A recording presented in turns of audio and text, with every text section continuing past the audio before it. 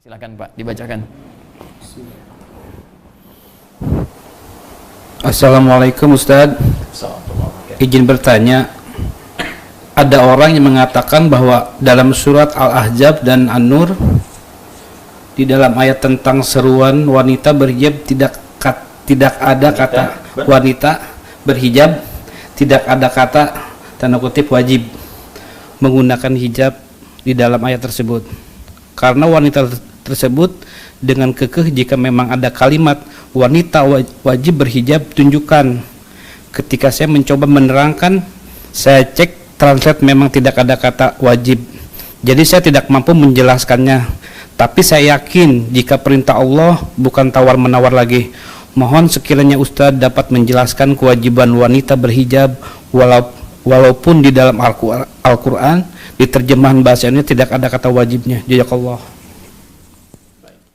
Semoga Allah memberikan rahmat kepada saudari kita yang bertanya, dan pertanyaan ini yang diwakilkan oleh saudari kita sangat berbahagia. Ini menunjukkan bagian dari kekuatan iman yang ingin menggali lebih jauh tuntunan dari firman Allah Subhanahu wa Ta'ala. Baik, secara singkat tadi kita bisa dengarkan bahwa beliau mendapatkan pertanyaan dari saudarinya, ya, tidak ada kata perintah wajib, ya, di terjemahan. Ya, ingat, di terjemahan. Tidak ditemukan di terjemahan kata wajib dari ayat-ayat yang bertutur tentang hijab. Tadi menyebutkan surah An-Nur dengan Al-Ahzab.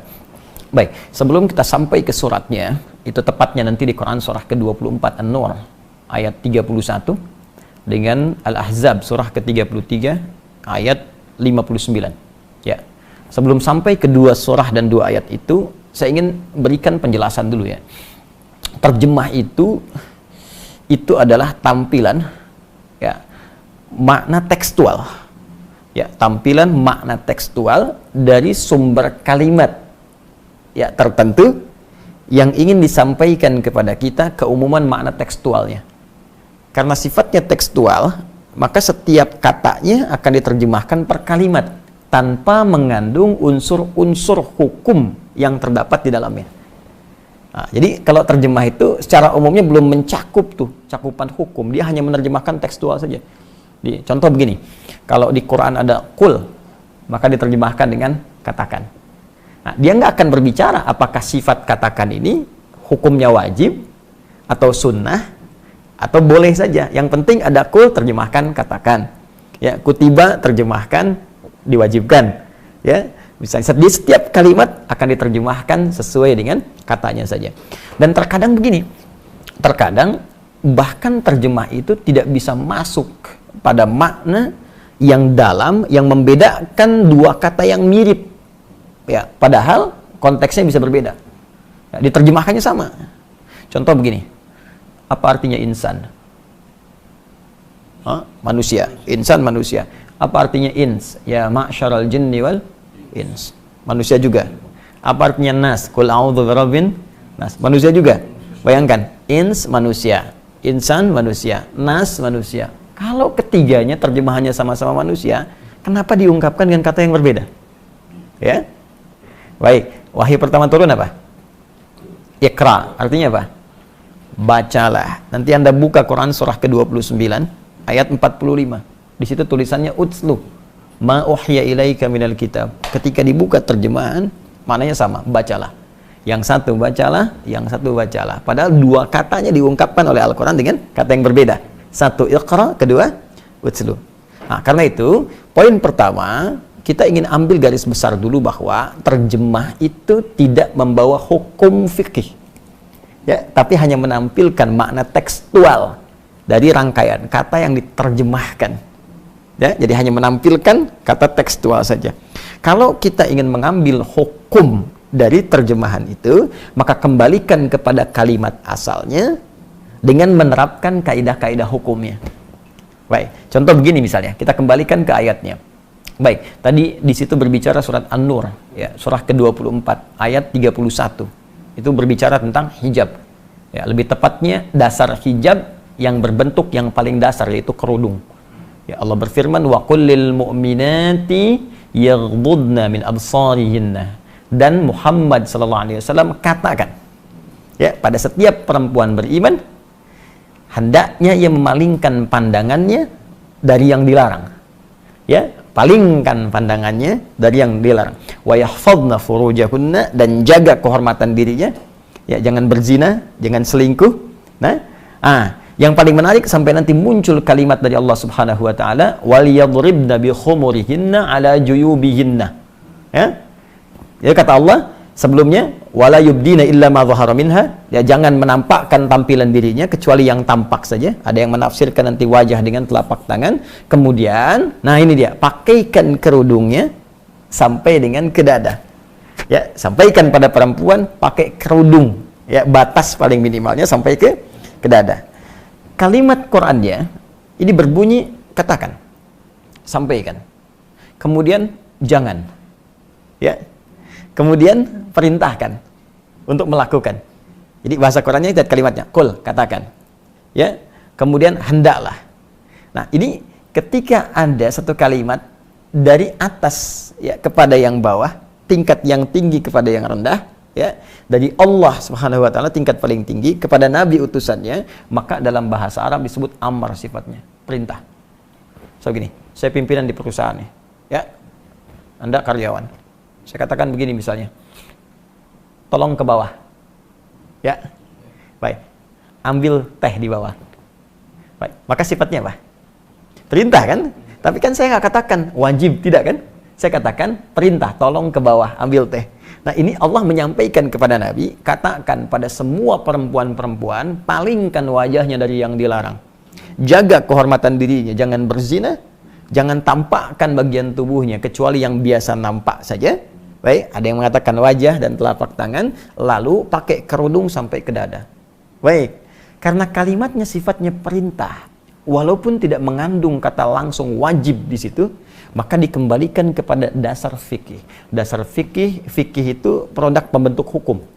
Ya, jadi kalau Al-Quran sumber hukum, kalau menjadi sebuah ketentuan hukum namanya fikih. Fikih punya dasar, namanya qawaid fikih. Ya, pokoknya disebut usul fikih. Bingung ya? Oke, karena itu nggak mudah. Jadi kalau belum paham kaidah, jangan bicara hukum. Ini biarkan ulama, ya. Sama kayak kita nyari obat kan, kita tanya dokter, ya. Terus dibikin ramuan. Jadi jangan semua orang bisa ngasih obat, ya. Semua ada spesialisasinya. Nah, maka di usul fikih ini ada kaidah berbunyi begini: al aslu fil amri lil wujub hatta yadullad dalilu ala khilafi. Ya, asal makna sebuah perintah itu mengandung hukum wajib. Ini tidak harus kalimatnya langsung berkata, saya wajibkan. Muhammad katakan pada umatmu, saya wajibkan. Tidak. Jadi setiap ada unsur perintah, ya, maka sifatnya wajib. Setiap ada unsur larangan, jangan. Jangan itu kan perintah untuk meninggalkan, disebut larangan. Perintah mengerjakan, perintah meninggalkan. Perintah meninggalkan disebut nahyun, larangan. Perintah mengerjakan disebut amrun, lakukan. Ya, maka sepanjang ada kalimat dari Allah, kerjakan, lakukan, itu sifatnya perintah. Maka dalam kaidah dasar fikih, dasar hukum Islam, jika ada nada perintah, maka sifatnya wajib. Kecuali ada keterangan lain yang menjadikan kewajiban itu turun tingkat hukumnya menjadi sunnah atau mubah, standar. Nah, contoh, poligami. Kenapa ketawa? Kenapa ketawa? Misal Quran surah keempat An-Nisa tentang poligami ayat 3, ya. Wa in khiftum alla tuqsitu fil yatama fankihu ma taba lakum minan nisa mathna wa thulatha wa ruba'. Ya. Jika engkau khawatir, ya, tidak mampu berlaku adil pada anak-anak yatim ini ketika engkau ingin menikahinya, ya, dalam hal perawatannya, maka perintah sifatnya nikahi, kata Allah. Silakan nikahi. Ya, untuk bisa membantu merawat mereka, kamu boleh nikahi. Bisa 2, 3, atau 4. Ya, 2, 3, atau 4. Kalau dibaca sampai sini saja, jadi perintah. Maka wajib tuh. Artinya kalau yang nggak poligami, dosa. Ya kan? Nah, tapi kita teruskan ayatnya. Fa in khiftum alla ta'dilu fawahidatan. Ya. Tapi kalau Anda malah terbukti nggak bisa berlaku adil dengan berpoligami itu, ya tidak ada memenuhi kualifikasinya, syaratnya tak terpenuhi, bahkan nanti berpeluang menjadikan suasana rumah tangga tidak muncul sakinah, nggak ada mawaddah, nggak ada rahmah, cukup satu aja. Ya, satu aja samara susah, terus pengen dua gitu kan. Kata Quran tuh gitu. Nah, jadi jangan sampai diartikan nanti hukum poligami wajib, karena ada keterangan lain yang menjadikan tadi kalimat perintah turun. Ya, bisa menjadi sunnah, mubah, atau bahkan turun nanti geser ke kiri, makruh. Ya, kalau dikerjakan jadi buruk misalnya, atau muncul suasana yang dilarang oleh Allah Subhanahu wa taala.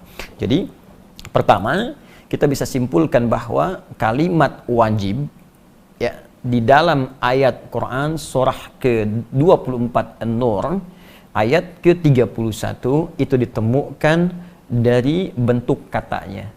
Ya, dalam bahasa Al-Quran, yaitu sigat kalau dalam bahasa Arab, dari unsur bentuk katanya yang berupa perintah. Sedangkan perintah diartikan sebagai wajib. Jelas sampai sini? Nah, itu baru kerudung. Ini yang paling pokok dasar. Jadi bagi perempuan itu sekecil-kecilnya berkerudung.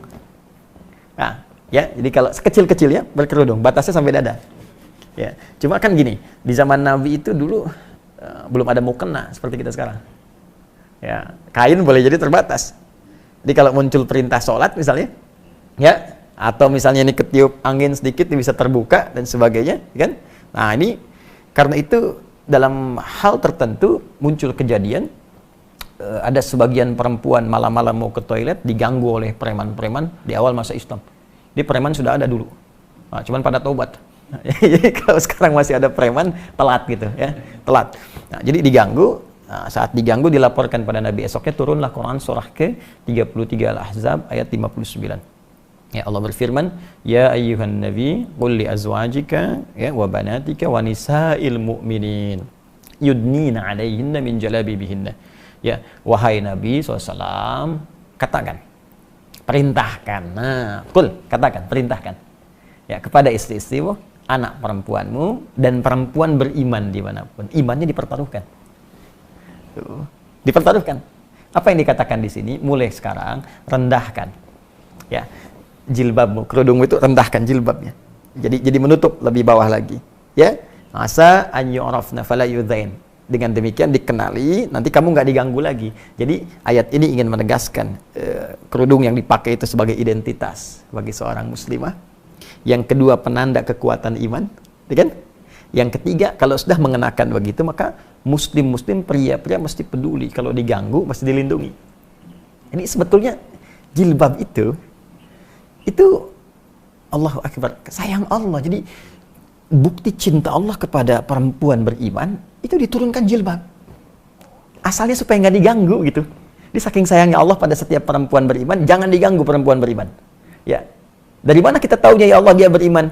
Lihat, berjilbab nggak? Ini identitas pertamanya. Di sepanjang Anda menemukan yang berjilbab diganggu, bantu mereka.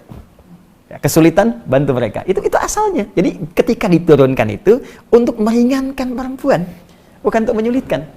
Ya. Yang kedua, pertanda iman. Ya. Jadi yang ketiga, ini memudahkan dalam syariat. Jadi kalau dilonggarkan itu, longgar, nanti kalau di Arab kan nggak ada mukena tuh. Jadi dia bisa langsung dipakai untuk sholat sekaligus langsung. Ya. Nah, seperti ini. Jadi serendah-rendahnya menggunakan kerudung. Ya, rendah itu bukan menunjukkan rendah, tidak, karena nanti ada beberapa aktivitas yang memang sulit dikerjakan dengan menggunakan jilbab panjang. Maka paling minimal sedada itu. Ya, paling minimal sedada. Ya, jadi rendahkan dikit gitu kan. Nah, kalau kita ingin santai perpanjang, tapi kan kalau ada yang maaf ya di pasar berjualan sayur macam-macam dan sebagainya, kesulitan misalnya dalam pergerakan yang mobile, maka setidaknya paling rendah dia sedada itu.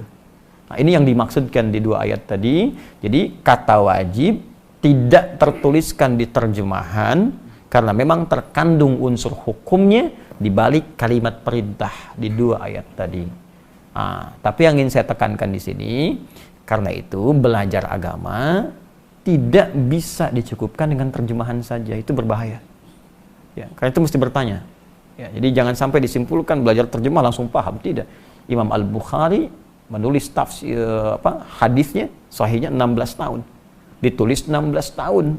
Ya, baru bisa disampaikan. Anda baca baru 1 hari atau 16 jam, tiba-tiba langsung jadi mufti misalnya. Kan mustahil. Ya. Jelas ya? Ya, saya kira jelas ya, pemirsa dimanapun Anda berada.